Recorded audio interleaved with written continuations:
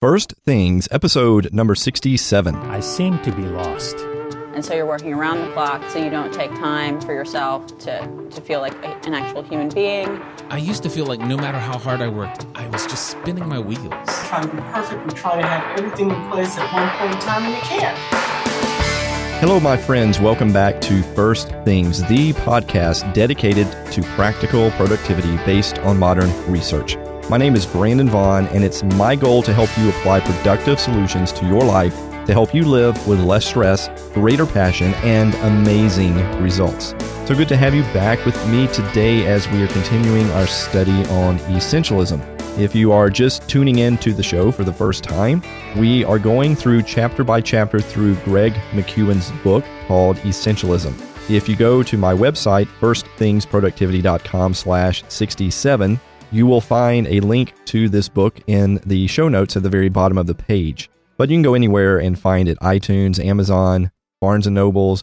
Would highly encourage that you pick this book up and support the author. We are highlighting the main points, and I'm elaborating on certain things, so I'm not going verbatim from the book. There's many examples in the book that we actually are not covering at all, and it's not because I don't think they're good. It's just I think you should buy the book. It's just I want to respect the author in that. And then also, I definitely am picking up things that resonate the most with me that I want to share with you guys on this particular show. Now, if you are listening to me in real time, and this is November of 2014, we have 6 more chapters to go. Now, provided that I do an episode even through the Christmas period, which I plan to do, then this will basically take us through the end of the year. So the rest of November and December, we will be finishing up this Essentialism book. And then starting in January of 2015, we will start up a new study. I'm thinking that the next study we will be talking about is how we learn. There's a great book out that talks about the research of how we learn things. And I think this would definitely be beneficial to people that are in school, people that have children, people that are in college, people that are teachers.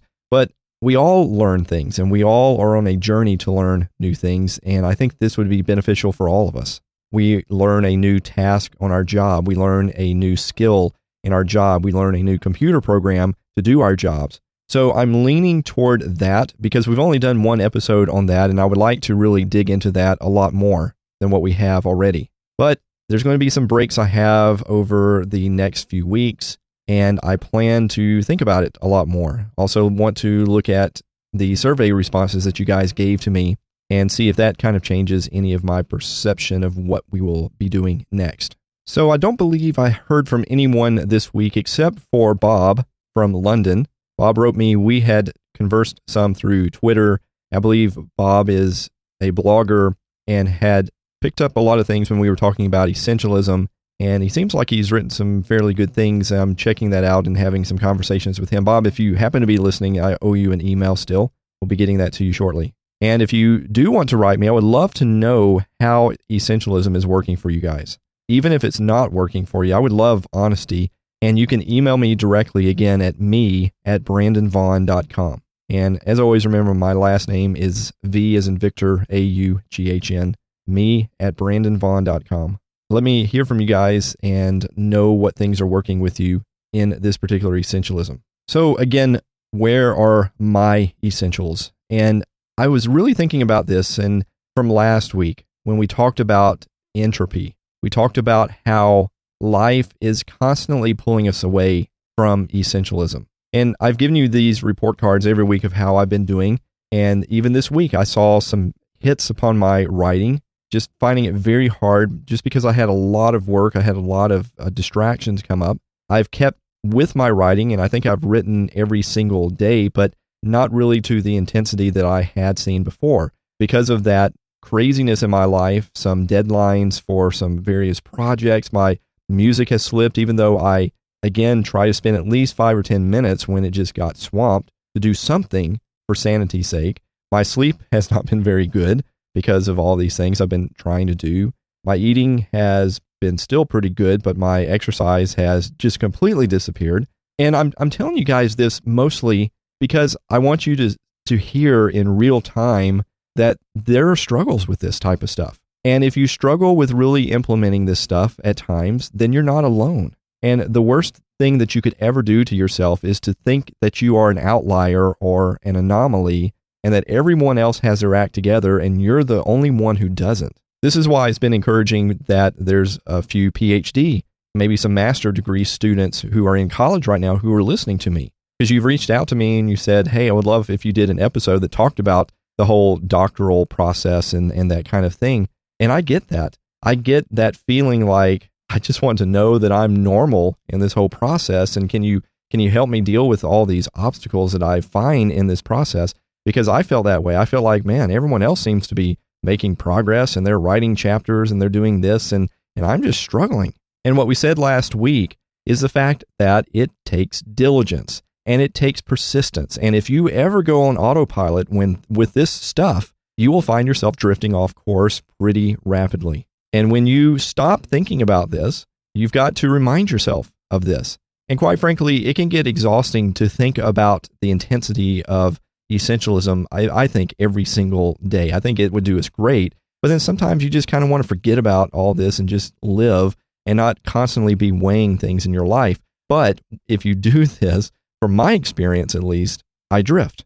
And I act in a week where I don't really put much effort or thought into this. I act like I don't even know it. And I've been studying this stuff for 20 or 30 years. I've even written journal articles, academic articles about some of this stuff. And you would think I might be a, quote, expert on this, and yet sometimes I live like I've never even heard it before. And I don't know if that helps any of you guys as you are trying to implement this in your life, but I think it should. You're not alone. You're not abnormal. But at the same time, if you don't give this due diligence in your life, you will float and you will drift and you will act as if you know none of this. And the solution then is to not condemn yourself, but to start refocusing, to start reflecting on where your life is and where you want it to be. We are in the very last chapter of the book now. So we dealt in the first part of the book with what is the mindset of the essentialist. There were 3 chapters that we talked about in that particular part of the book. Choosing the power of choice, discerning the unimportance of practically everything in our lives, because there are a lot of trivial many things in our lives, and we want to focus on the vital few. And in trade-offs, which problems do we really want? We talked about in that whole first part, the essence of essentialism. Well, I don't know if I should say that, the essence of essentialism, but we'll run with that. The essence of essentialism is to make progress in very particular directions. Instead of making millimeters of progress in millions of directions, which basically means you go nowhere, but it seems like you're doing an awful lot, but you look at your life and there's nothing there to point to or to feel good about. What we're talking about is that you make more deliberate steps in directions that you actually do make visible progress in. We're not talking again about the trivial many things in life. We're talking about the vital few things in life. We're talking about the best things, not the good things or the great things, and definitely not the bad things. But we're going to have to learn to say no to some of the good and even some of the great things in order to free us up to say yes to the best things in our life. So in part 2, we talked about how we actually discern the trivial many from the vital few. And there were 5 chapters in that section. We talked about the perks of being unavailable, escaping. We talked about really looking and seeing what really matters. We talked about play and recreation and how that's vital, again, that you have in your life. We talked about sleep and how you've got to protect that asset or it's all downhill from there. And then selection, the power of extreme criteria. And in those chapters, we also talked about mission statements. We talked about how you need to have a vision for your life, about what really matters the most. And what we just finished up dealing with was part 3 of the book, which was eliminating, how we cut out the trivial many. And we do that by clarifying, really making sure we know what it is we want to decide. We have to dare to say no to things. We have to uncommit from things. We have to treat our lives as an editor, and we have to live with inside limits and boundaries. Not, again, limits and boundaries of our imagination and our creativity and our passion, but limits in terms of what we can do in life and what other people can expect of us and what we're going to do for other people. No, I'm sorry, I'm not going to work on my vacation. No, I'm sorry, I'm not going to do any work on Saturday. We've got to set up these types of boundaries. Many of us might do well to set up boundaries for how much we're willing to work at night. Now, I think it might be good if we can get to a boundary where we leave our work at work, like in the old days, and when you went home at 5, that was it. Nowadays, because of computers and emails, wow, we'll work till 12 or 1 o'clock in the morning, and maybe you need to set a limit. And you say, if I'm going to get the sleep that I need to be in bed by maybe 11 p.m. And if I'm going to do that, I have a boundary. And if my work gets in the way of that, then I'm sorry. I'm just going to not be able to finish it until the next day because this is a boundary for me. And I can't tell you what your boundaries are. I can suggest certain things, but ultimately this is a decision you have to make because it all goes back again to your mission statement and what's important to you. But ultimately your health and your sanity is vitally important because if you lose that, you've lost everything. And now we are in the last part of the book, which is execute. How can we make doing the vital few things almost effortless in our lives? And chapter 15 starts with the topic of buffer, creating buffers in your life. Now, this isn't too far removed from the idea of margins that we talked about last week. So as great as this book is, and I really do think it's an amazingly great book, there's a few chapters that I think, well, this could have really gone with the other one. So we talked about how the chapter on no, the daring chapter, and the chapter on editing, I think really could have probably been put together. And the limit chapter, the freedom of setting boundaries and the idea of buffers, is very similar as well. So you'll see a lot of similarities in this, although it is kind of a different aspect of it. And Greg starts off this chapter by quoting something that's been attributed to Abraham Lincoln. No one's ever proven this, but this quote says, "Give me 6 hours to chop down a tree, and I will spend the first 4 hours sharpening the axe." So what is buffering all about? And this is what Greg says in the book. The non-essentialist tends to always assume a best-case scenario. We all know those people, and many of us, myself included, have been that person who chronically underestimate how long something will really take. This will take just 5 minutes, or I'll be finished with that project by Friday, or it will only take me a year to write my magnum opus, or, and this is me talking, it's only going to take me a year to write my dissertation. Yet, inevitably, these things take longer. Something unexpected comes up, or the task ends up being more involved than anticipated, or the estimate was simply too optimistic in the first place. And when this happens, they are left reacting to the problem and the results inevitably suffer. Perhaps they pull an all-nighter to make it happen. Perhaps they cut corners, hand in an incomplete project, or worse, fail to get it done at all. Or perhaps they leave someone else on the team to pick up the slack. Either way, they fail to execute at their highest level. Now, the way of the essentialist is different. The essentialist looks ahead, they plan, they prepare for different contingencies, they expect the unexpected. They create a buffer to prepare for the unforeseen, thus giving themselves some wiggle room when things come up, and they are going to do that. They will come up and surprise you and thwart your initiatives. So the essence of this chapter is basically that when you go about setting your essentialisms into action, you've got to remember that whatever you envision in your life of your perfect week, and however long you think may take to do certain things, we are really bad about time. And we need to create contingencies. We need to think ahead. We need to plan. We need to expect the unexpected. And we need to consider the fact that it may take us a little bit longer than what we think it should to do something. So a non-essentialist assumes the best case scenario will happen, but the essentialist is going to build in a buffer for unexpected events. The non-essentialist is going to force the execution of something at the last minute, but an essentialist is going to practice extreme and early preparation. If you look at our day-to-day activities with technology and all these things, our days and the pace of our lives, the speed at which things happen, it only seems to be getting faster and faster and faster. I don't know if you guys remember the safe driving distance that you may have learned when you were learning to drive. When I learned, I was taught a 2-second rule. The basic idea is that you have a car in front of you and you want to keep a safe distance from that car because this car may brake suddenly and you need to be able to stop without crashing into them. So the rule of thumb said, give yourself 2 seconds between your car and the next. So you find some fixed object that the car passes, like a tree or a signpost, and then you count 2 seconds and see if you arrive at that object, like that signpost, in less than 2 seconds. If you do, you're too close and you need to back off or slow down. And of course, this has been modified a lot today.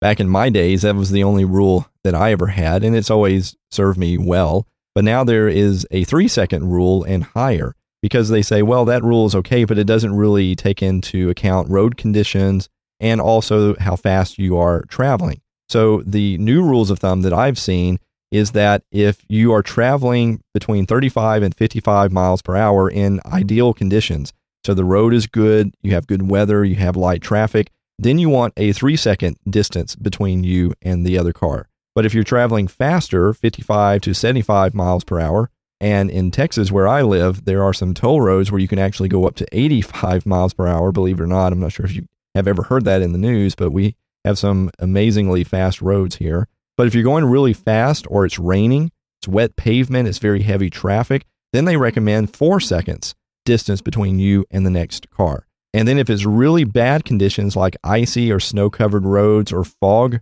heavy fog on the road, then you want to have 7 to 8 seconds between you. So what does this have to do with essentialism? Well, if we go back to the buffer idea and you think about how much work it would take. When I do this in practice and I'm driving a car and I say, I'm going to keep the same distance between me and this car, if my mind drifts and I start thinking about something else, listening to a song on the radio, I will find that I speed up and suddenly I'm closer to the car than I thought I was. The person in front of me slows down and then I'm closer to them than I thought I was before. And I'm not paying attention to that.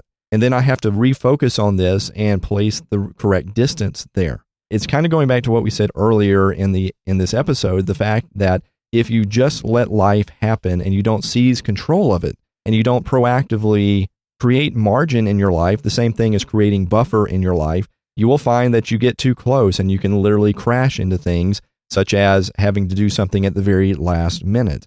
In my car analogy, that would be the case when you actually crashed into the car that you were following because you got too close. So here are some practical suggestions for putting this into practice, and these are suggestions that Greg gives in his book. One of these is to use extreme preparation. Now, I will be honest, this is the thing when I was in school that used to give me the biggest problem. I would sometimes start off being very diligent, having very good notes, having very categorized notes. And then as the term progressed, I would use less and less preparation, and therefore I would find it harder to find things. I wasn't as studied in particular things as I should have been, and therefore it meant that I had to stay up till 2 or 3 o'clock in the morning studying something to be ready for a test the next day. So I think that's very common sense that we need to have extreme preparation in our lives. We need to think about how long it will take to do something. I think many of you have heard this before, but it's a good reminder nonetheless, and that is to start with the end in mind. So start where you want to be, what you want to do. Let's say you're doing a project. Well, what do you want the project to look like? You start there and you think, okay, when do I want this to be done, or when does it need to be done? Oh, it needs to be done in 3 weeks. So you think, okay, what's the step before the project is done? Okay, I'm going to review it. So when do I need to review it? Well, I need to review it maybe 1 or 2 days before I actually give the presentation. So the presentation is due in 2 weeks. Then that means in a certain period, let's say it's due on a Friday in 2 weeks, then that means that on Wednesday, I need to be reviewing that. Well, then what do I do before I review it? Well, then I am actually building the presentation. Well, the building of the presentation, I may look and say, well, that's going to take me at least 4 days. Well, if I'm not going to work on the weekend, then that means that Wednesday I'm reviewing it. That means Tuesday, if I'm working backwards, Tuesday, Monday, Friday, Thursday. That means that I need to be actually constructing that slide or those sets of slides by Thursday of the first week. And then what do I need to do in order to build the slides? Well, I need to have maybe some data and some data analysis, and maybe I have to have a story. I need to have an outline. I need to have some pictures. Well, then that leaves the rest of the time. If I work backwards, maybe that's going to take me 3 days to do that. I'm already on Thursday when I start, so I go back 3 days, Wednesday, Tuesday, and Monday. So there is my 2 weeks. So I start with the end in mind, and I start working backwards in the stages. Now, see, this is kind of opposite the way I was taught in school, because the way I was taught in school was always more of a forward planning, instead of a backward planning. And I find that if I backward plan things, it works a lot better for me. And then if I work backwards and I realize that I don't have enough time, well, then that either means I need to negotiate when that end date is, or I need to make some sacrifices to make it happen, or I need to reprioritize things. You can do this all in your life. You can even do this with things that are fun for you, hobbies, things that are more your creativity and your passions. This is what I've been doing with my music. I've been thinking, and I've got to reevaluate this because I'm way behind in this, but initially I was thinking that by December, I would have finished an album and start looking how to put it out. Well, I'm behind that, but I'd worked it backwards the very same way I'm talking here. I said, well, if I'm going to do that, then I need to have all the songs recorded by October, and October through December is when I would mix all of this stuff up. Well, if I'm going to have all the songs recorded by October, then and I would just do this. I would continually work backwards. Now, that comes to our second point, because when I actually did that for my music, I failed miserably in terms of my estimation. And here's the basic thing about our time estimation. And this pretty much applies to all of us. There may be a few of you who are different. I would love to hear from you if that's the case, especially if you have any secrets. But here's the honest truth. When it comes to planning things out, we suck at it. I don't even know any better way to say it than that. We really suck at how much time we think it takes to do something. Now, I want to play you a small clip, and I'll post the video up on my website if you'd like to actually see it. It's a short clip that is going to refer to something as planning fallacy. And this is the mistake that we often get into. This is a very scientific condition that we all exhibit as humans. Most of us do. These planning fallacies. So let's listen to this and we'll come back and talk about this. So hey, I'm Dave Hardesty, professor at Sauder School of Business at University of British Columbia in Vancouver, Canada. And today we're going to talk about planning fallacies. So here's planning fallacy 101. So have you ever noticed that things often take longer than you think they would? Like for example, maybe you have to write a report, you estimate it'll take 2 days, and it actually ends up taking 3 days. Right? This type of thing happens to us all the time. We call it the planning fallacy. Another example, here in Vancouver, Canada, there was this big stadium renovation, BC Place, and originally they estimated that the stadium would take $100 million to complete, but it actually ended up being a lot more. Instead of $100 million, it was actually $500 million, right? And they thought it would take 3 years to finish the stadium. Actually, it took 4 years, right? They ran more than a year behind schedule. So this is an example of the planning fallacy, right? Projects, whether it's something in your life or even a big public project, something at work, things always tend to take longer, cost more than you would expect. It never happens the other way, right? It never happens that, oh, you think I'll get it done in 5 hours? Oh, I finished it in 3, what a surprise. That doesn't happen. We always underestimate how long it will take to finish things. So why does this happen? Why do we make this? Because we make this mistake over and over and over again, always underestimating. And it happens because you think through the plan, you basically do the best case scenario, step by step. You think, okay, we're gonna do this, then that, then that, then that, and then we'll be done. But you didn't account for all these unexpected things that would come up, right? Like writing the report, you didn't expect that your computer would break down maybe, and so it ends up taking longer. Next time you think, oh, my computer's fixed now, this time I'll really finish it in 2 days. But then something else comes up, right? There's a surprise party, or the fire alarm goes off, or you go out with friends, you get a little hungover, you didn't plan on that, right? And so it ends up, again, taking longer. Each time it's some new unexpected thing that comes up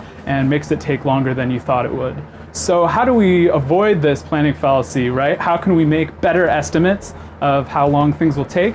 So we have a few solutions that we'll walk you through. So the first is getting a third person perspective. So you can get somebody else, like your friend, your coworker, a spouse, and they'll actually make a better estimate of the project than you yourself. So when you think and plan, you'll be biased, they'll be a little bit more accurate, they'll be closer to the truth. It sounds a little strange, you'd think you'd know yourself best, but actually they'll give you a better estimate. Whereas another technique is you can think about yourself from a third-person perspective, like watching yourself in a movie, imagining yourself doing the task, but like an outsider perspective. And that way, you'll actually be more attuned to the environment, to all the things that will go wrong. And research shows that you'll come up with a better estimate for how long the task will actually take to finish. This is stuff that we've studied at Sauder. We've done a bunch of research, and this is an effective technique for making better estimates. Second technique you can use is comparing to similar projects. So, for example, BC Place. If you're building stadiums, you look at other similar stadiums, how long did those take? And that'll help you get a good estimate for how long the stadium that you're working on will take.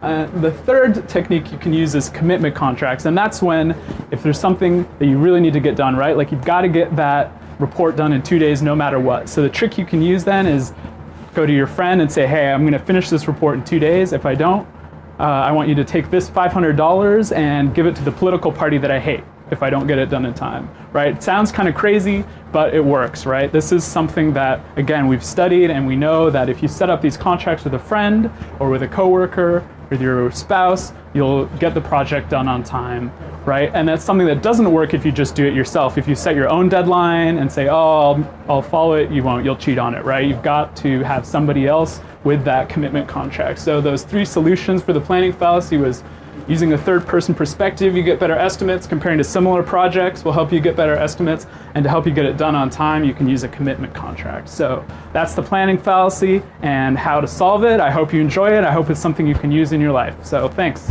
So here's what Greg says about this. Have you ever underestimated how long a task will take? If you have, you are far from alone. This term is commonly referred to as planning fallacy. Now, some researchers first started studying this really big back in 1979. And it refers to how long it will take them to do a task even when they have actually done the task before.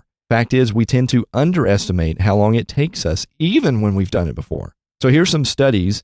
In one study, 37 students were asked how long they thought it would take them to complete their senior thesis.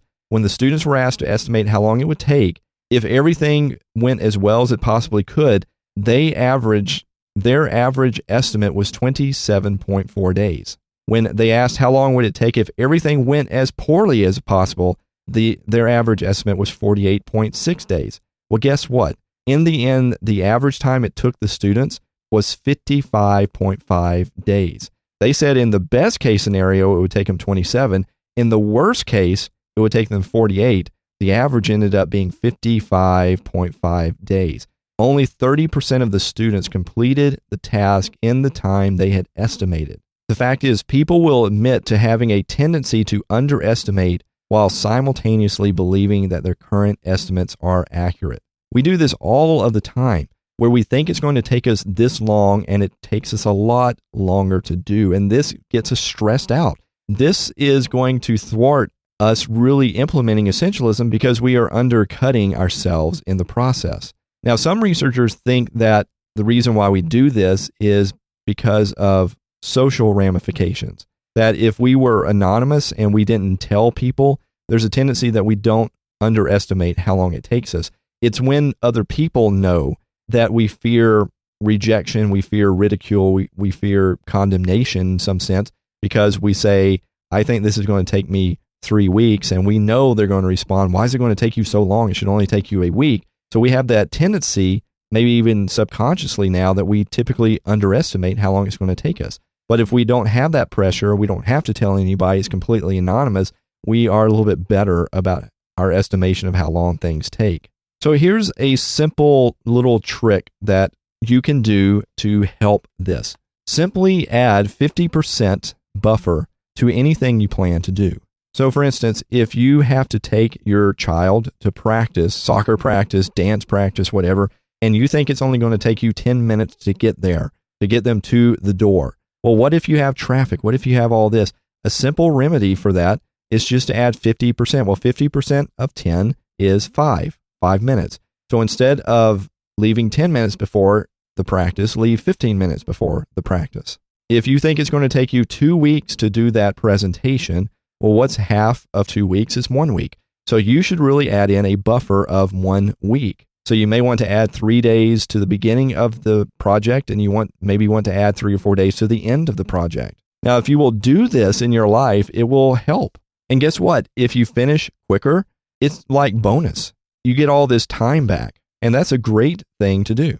Same thing with meetings, that if you plan on an hour meeting, and I've been on a lot of these, it's amazing how some people underestimate how long it's going to take to cover something. And in fact, what I would do if I were you is to go backwards in terms of planning meetings and things like that. That if you have a 30-minute meeting, I would strive to let people out in 22 minutes. And if you have an hour-long meeting, I would try to let people go in 45 minutes. I would do the reverse buffer technique in terms of meetings, because if they know they're going to be in a meeting for an hour and you give them 15 minutes back of their time, people will love you for that type of thing. Same thing with a 30-minute meeting. If you can get them out in 20 minutes and give them 5-10 minutes back of their time, I know it seems trivial, but it makes a big impression on people. So that's kind of the buffer technique in reverse for meetings. I wish a lot more people would do that kind of stuff. And then the last technique is conducting scenario planning. And here's what Greg says about this. Ask yourself 5 questions. 1, what risk do you face on this project?